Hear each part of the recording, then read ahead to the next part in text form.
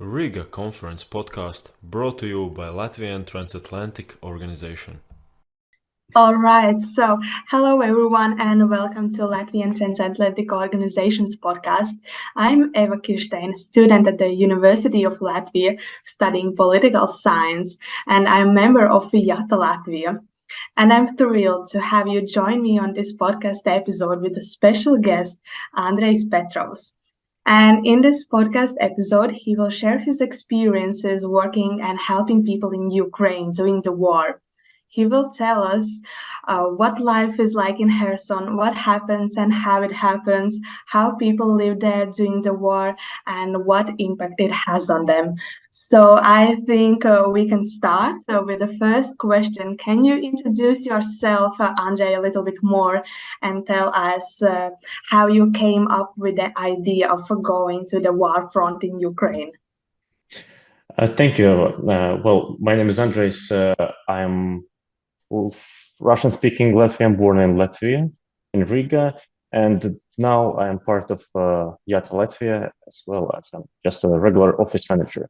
This is I have nothing to do with military or I have none experience before that.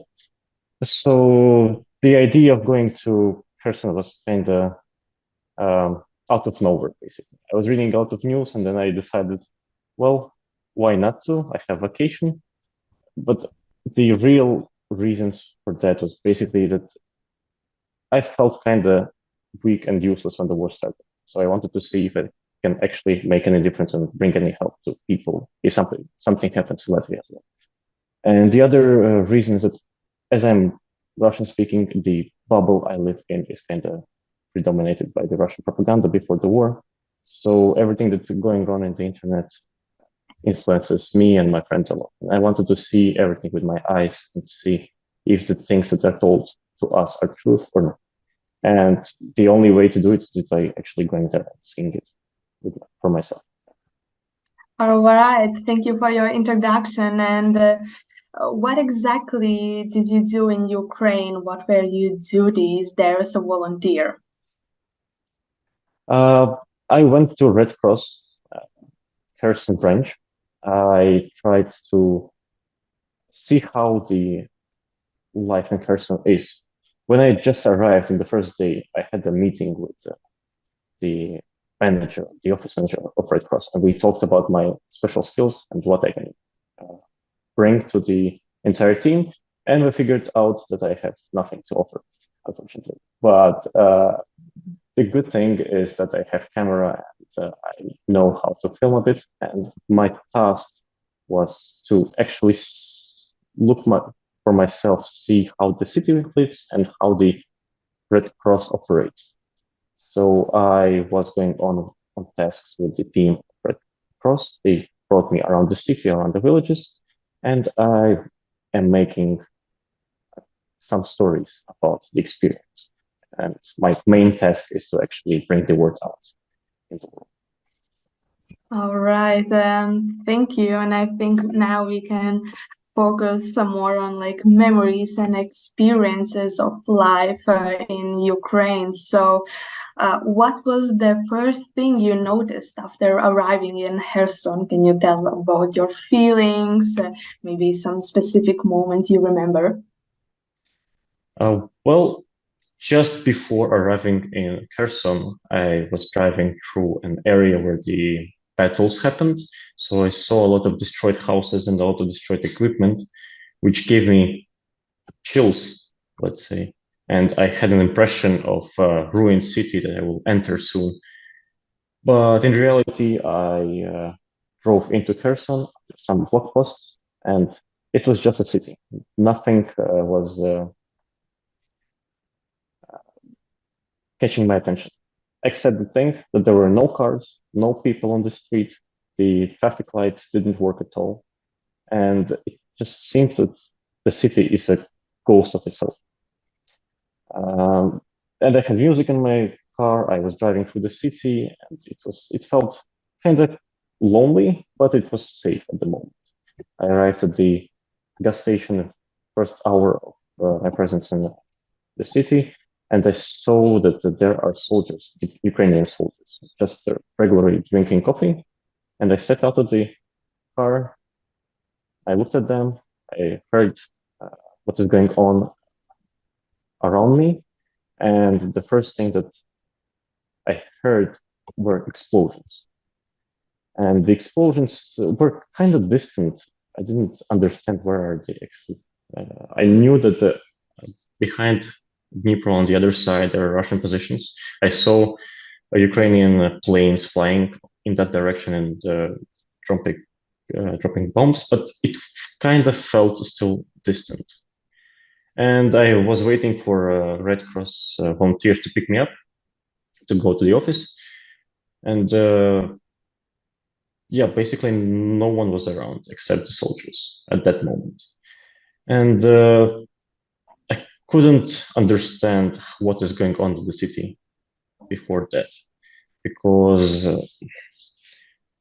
everything you see on the internet is kind of, it feels different. I was reading a lot of news about what's going on in the Kherson, and you hear shelling there, shelling that, but it doesn't feel close to you. And when I arrived to the office of Red Cross, the volunteers took me out for a ride. And they showed me how much is actually going on in the city. How big danger is it to be at the moment? And my careless driving across the city was kind of stupid, but it was very refreshing to understand that, well, this was my first hours and I already survived. And you went alone or with a team to Kherson? I was alone. A couple of my friends wanted to go with me, but I couldn't take the responsibility for their lives. I didn't, to be honest, I didn't realize how dangerous it is when I went. And just after the experience, I now see that it was a good idea not to take anyone with me. But of course, I had help. People from Ukraine, my friends, they helped me to organize the trip, and they contacted me with correct people, and then they helped me to find this volunteering organization. And what is life there like? Like, how the people live there? How you live there? Like, can you maybe describe a typical day was like for you in Kherson? Well, the life there is definitely very, very different from what we experience here in Europe. First of all, while I was driving with the volunteers in the first day, I saw that everything is closed. 90% of business went out of their doings because there are no people in the city. At the moment when I was there, the city was, there were living around 50,000 people. So it was only 16% of what was there before. So businesses are closed. The cinemas, shops, everything is closed. There is nothing going on. Very little amount of people on the streets. Basically, mainly around the supermarkets. There is one actually that is open, like the one chain of supermarkets that still operates. Yeah, and the first thing you have to get used to is the explosions, and you have to differentiate them, which are going out from the city, which is Ukrainian shooting, and which is the incoming. And the incoming is most important because whole city is in the zero zone. It means that any shell that is launched by Russians will land in the city in a matter of a couple of seconds. And there's nowhere to actually hide. This is why the first thing you do is you take out all your earpieces, all your earphones. You don't listen to any music. You just go around and listen to the sound of the air and trying to understand if you should jump on the ground and try to hide somewhere. They don't even have the air alarm system working because it makes no sense, because they're just a couple of seconds before the shooting and the landing of the projectile. And this is what people live there, actually. This is how they experience everyday life. And for me, I saw two types of people who are trying to protect themselves with every possible way. For example, they try to wear the helmets and the armor vests everywhere they go. It could be a regular postman or a Red Cross volunteer. Everybody goes out with the protection as much as they can. They don't go out from the houses if they don't need to, because the apartments are the most protected places. Even when I asked my hosts to give me a guide around the city, walk a bit, we walked from one apartment to another, just stay safe as much as possible. But also there are other people who are already used to that, and I personally understand that the life continues and you shouldn't be afraid all the time. But they spend all the time on the street. I saw a couple drinking coffee on the street, just sitting out there like nothing happened. And for me, this was very, very strange, because during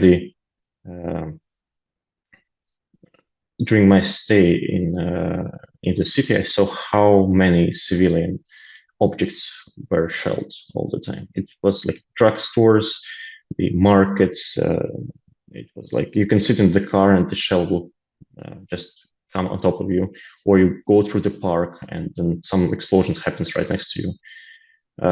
If you are in a supermarket, one projectile lands on a parking lot, another one lands in the supermarket itself. So you're nowhere is safe, and it kind of surprised me how people get used to it. Unfortunately, or fortunately, I don't know, but this is the reality that Kherson lives through right now. And how often were the explosions? Like every day, every hour? How intense it was? Oh. After the Ukrainian army liberated the city in November, there were a couple of weeks of calm period when there were no shellings. Apparently, Russians, they went to another side of the river, and then they organized their positions. And since then, the shelling began. It barely stops. Almost every day, there are some shootings and some shellings. It's not like the whole city is bombed, but there could be 2 or could be 5, 10 missiles per day in different parts of the city. And for example, on this Wednesday, there was a shelling. 86 shells were launched at the city. 21 persons died, 46 were injured. So basically, it happens all the time, in the night, in the daytime. So this is why you have to listen carefully what's going on. And you kind of get used to that. And that's the most dangerous part. You don't pay attention to that. But for me, of course, that wasn't the case. I was nervous all the time. It's, for me as a European, it's kind of difficult to get used to new sounds, which can mean something harmful.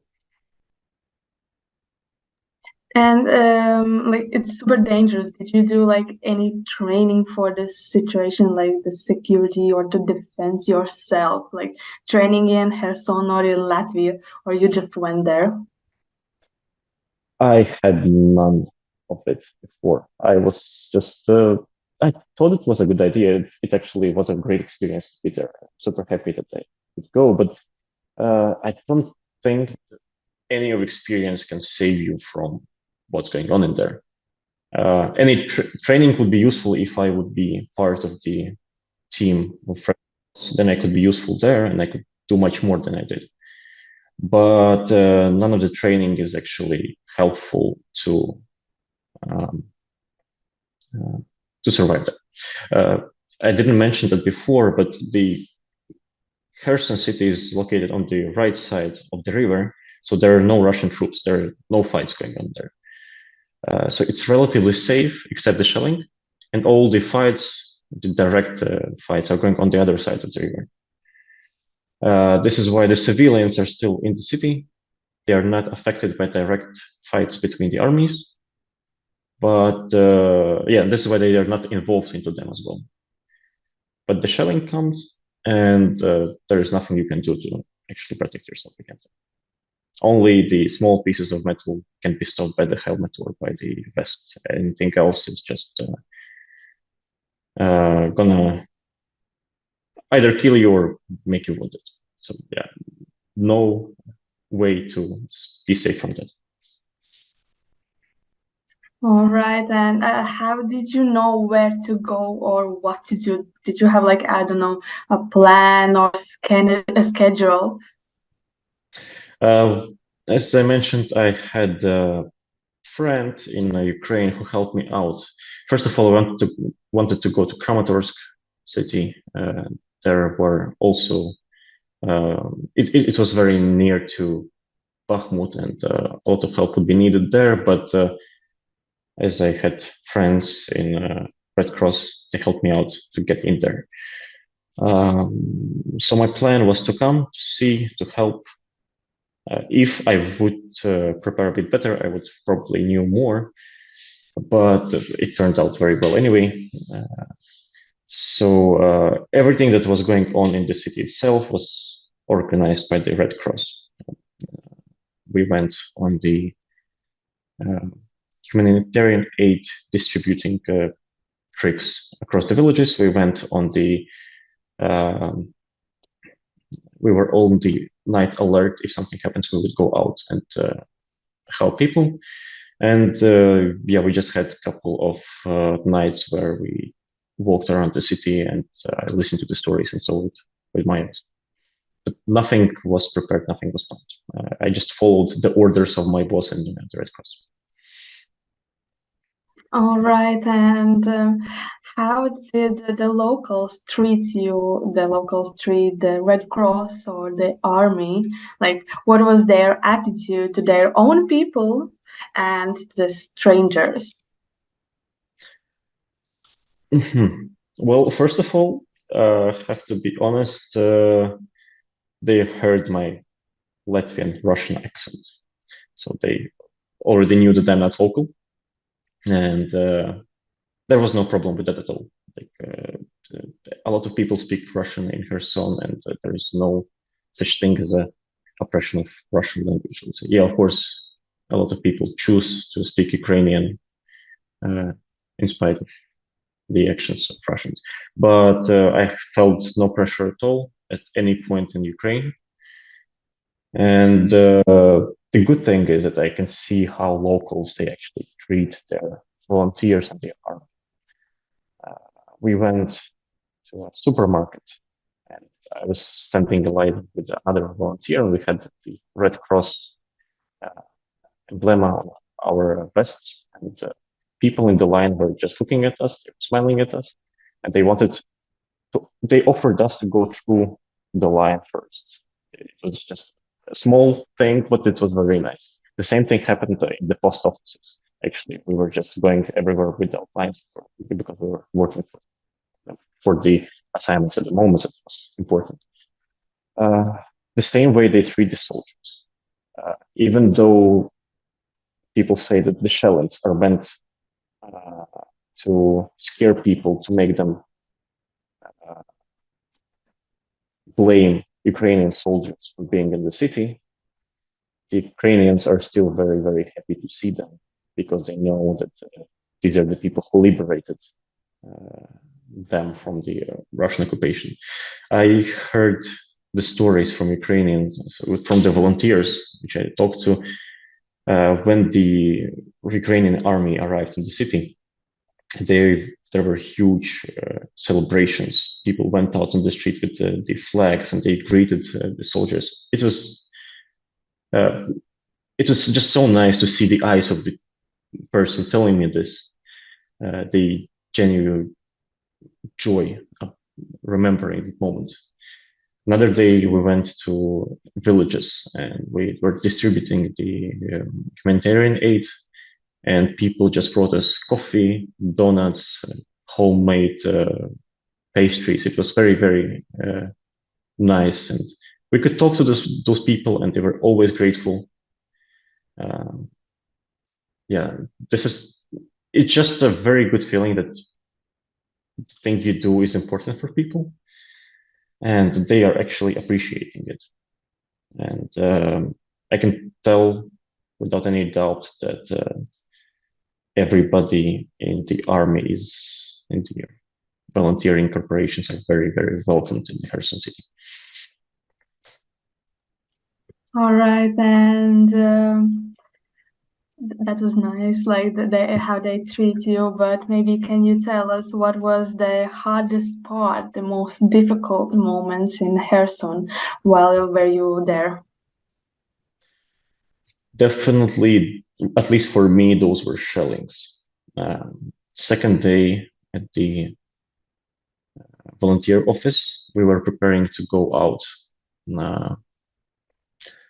to the villages to distribute the humanitarian aid, and we couldn't do that because at some moment we just heard explosions around us.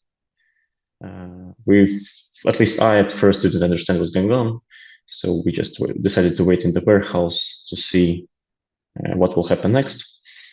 But our commander, the boss of the office, he told us over the radio that we should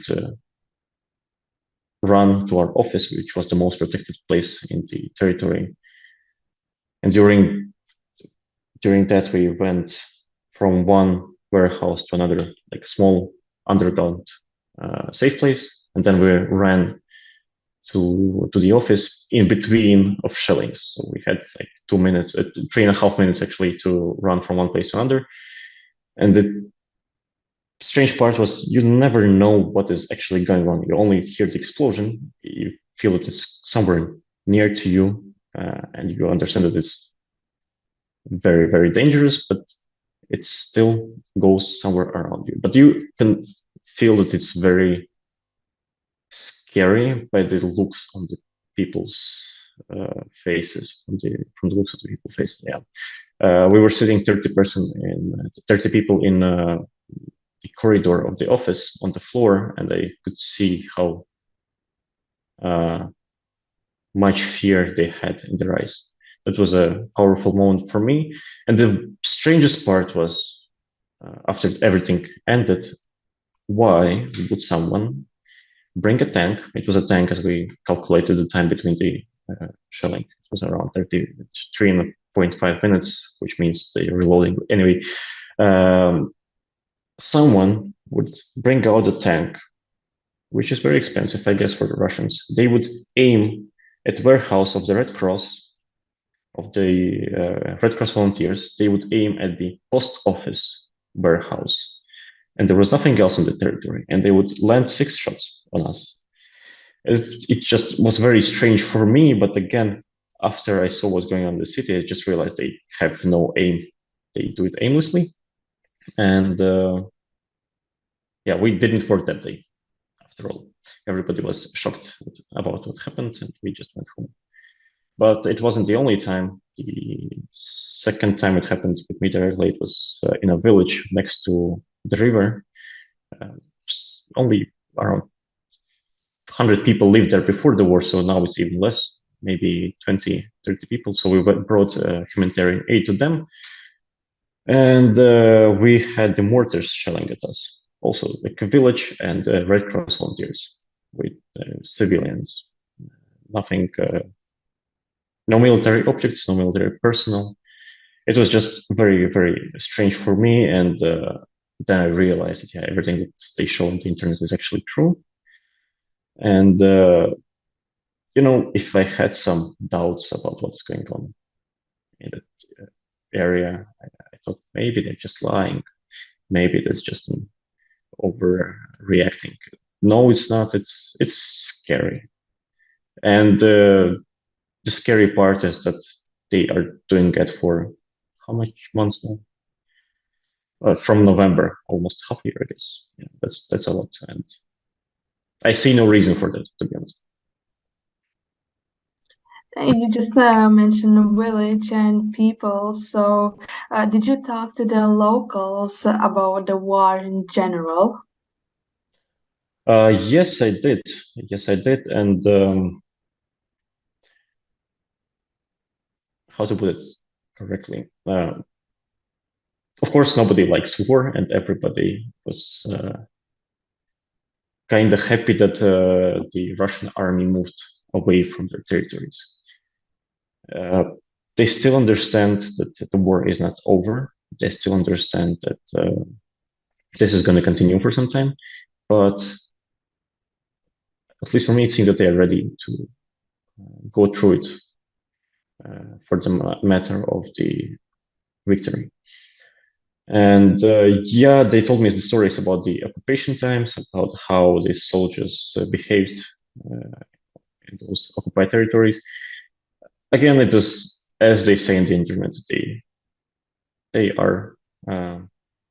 It's strange how in a modern world the army can behave in this way.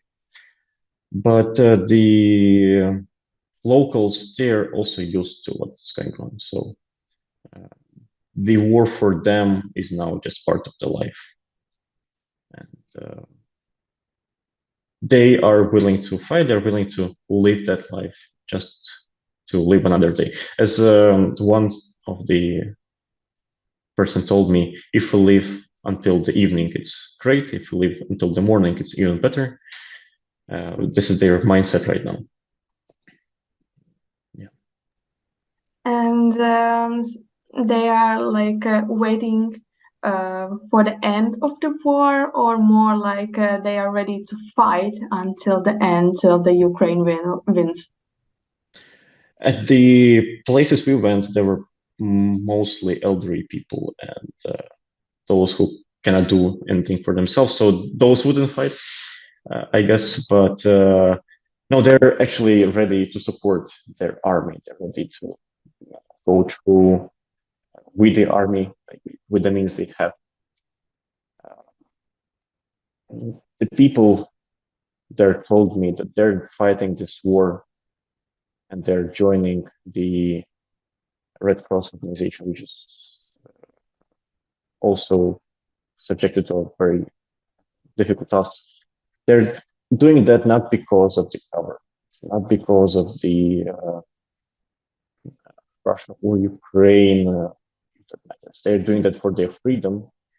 They're doing that because they are free people. They want to do it no matter what. They want to protect what they have. And this is why what actually drives them. They know that they will free if they stand. If they don't, then everything is over for them. And did you saw any evidence of the war crimes committed by the Russian army in Kherson? And how widely was it talked about by the locals? The locals are still afraid about what's going to happen when they liberate the left city or left bank of the Dnipro, because they say they're going to find a lot of dead bodies in the river. I couldn't see for myself what actually happened there. I only see the consequences of them. So basically the shelling of the civilian objects without any reasoning. I heard stories about the occupation times. Obviously, I couldn't be there at the time, but yeah, people say a lot of things happened in the prisons. For example, some of the volunteers, they were put in prison for having I don't remember correctly, it might be an image about Ukraine, or it might be the Telegram channel about the news from the Ukraine. They were put in the prison for that. They were held 8 person in a room for 4, and every time the guard came into the to the room, they had to yell "Slava Putinu, Slava Shoigu, Slava России." And if you don't do that, they beat you up.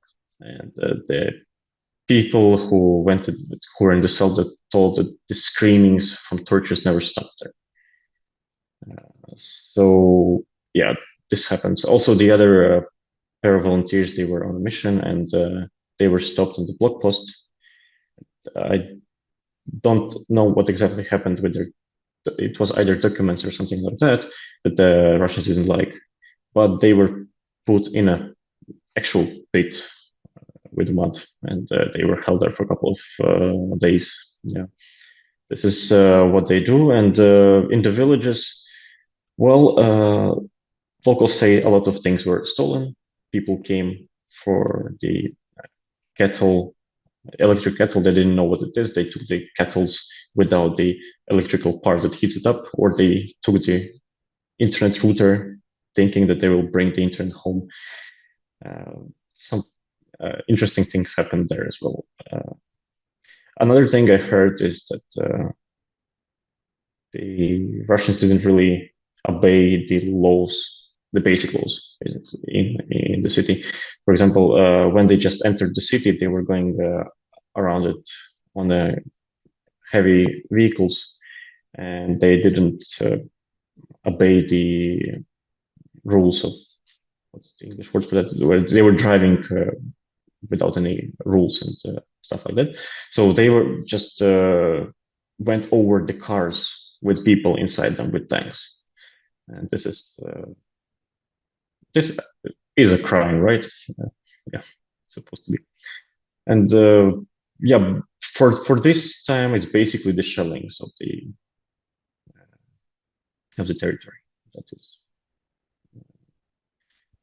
Like strange and all horrifying. these stories are really dangerous, and how dangerous it is there for unprepared visitors. Well, as I said, I was just driving aimlessly in the first couple of hours when I came there, and I had no idea what's going on. If I was unlucky, then then definitely something would happen. But also during the showing itself, I realized I had no idea what to do. If not the people around me, not the people who experienced it before, everything might have changed differently. Because they know where to go, they know what to do, where to hide, how to react. They basically, even if they fear, they don't let the fear to control their minds, which is a completely different thing if you're new to this. And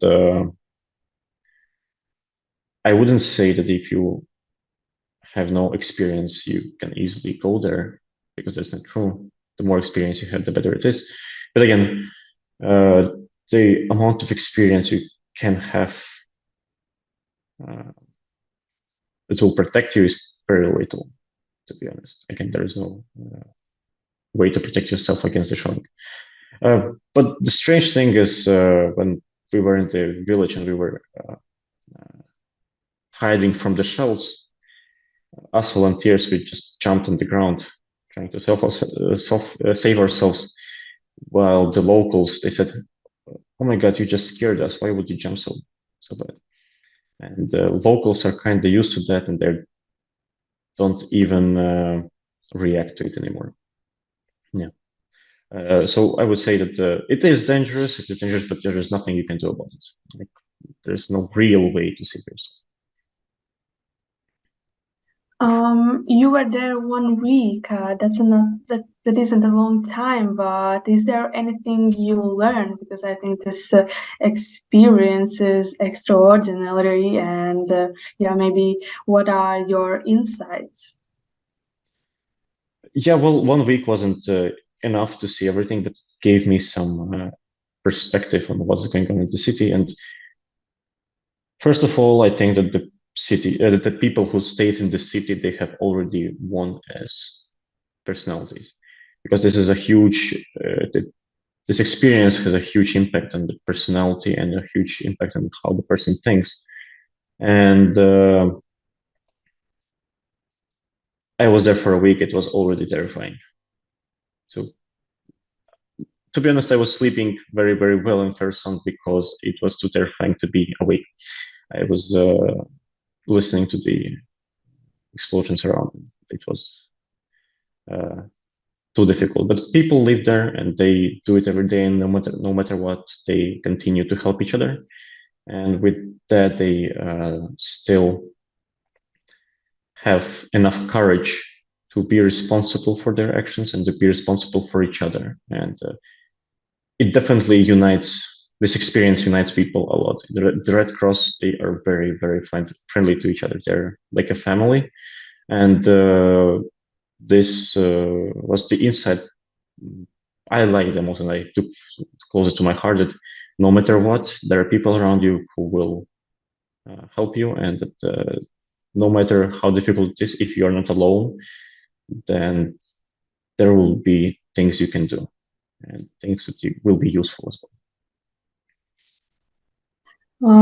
It takes courage to go there, a big courage. And if someone else would like to do a similar job as you, but is unsure or can't decide what to do and how to do it, what would you say?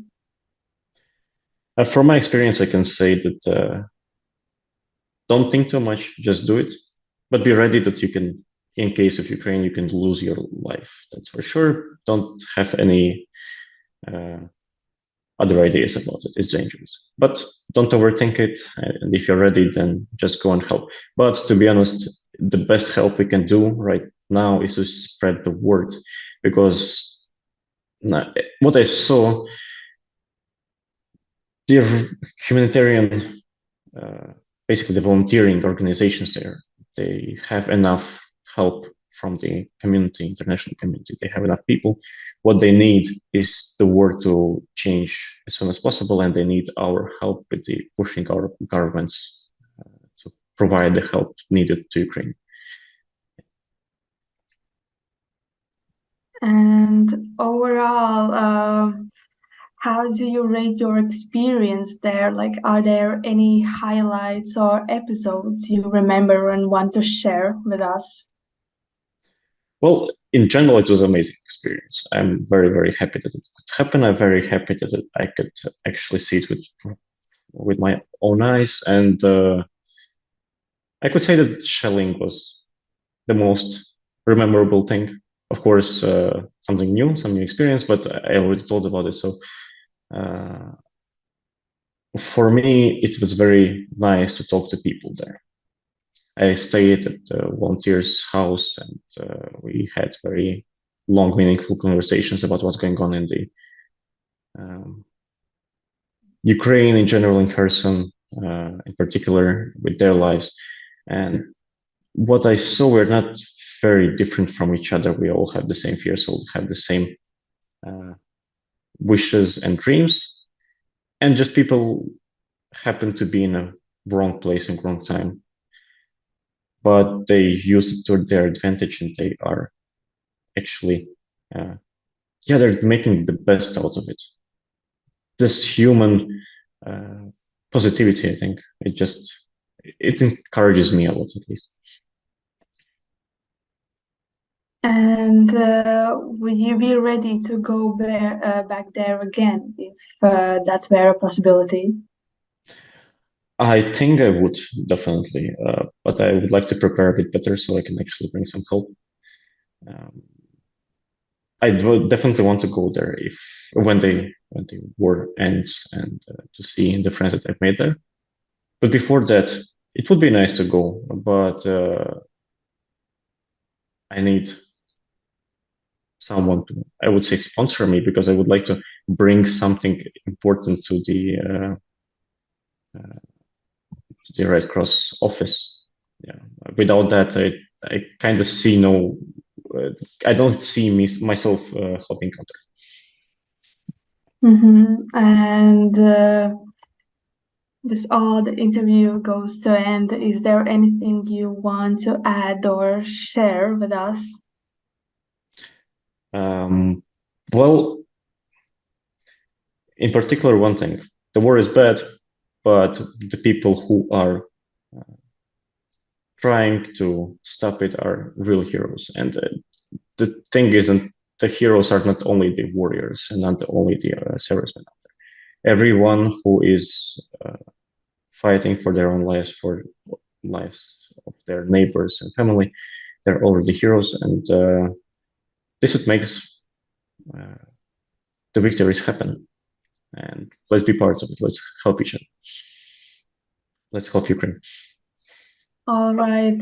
Thank you so much for these answers. And that brings us to the end of this powerful episode where we had the privilege of hearing your experiences in Ukraine during the war. And I think your story is a testament to resilience and strength of the human spirit in the face of unimaginable circumstances. And I also want to take a moment to express gratitude to you of sharing these stories with us. It was really interesting and emotional. And I think it's not easy always to speak about these kind of topics, but it is really important. And yes, I wanted to say thank you so much for listeners for joining us on this emotional episode. And thank you, Andrey, for being part of this episode and sharing your stories and memories. Thank you, Eva.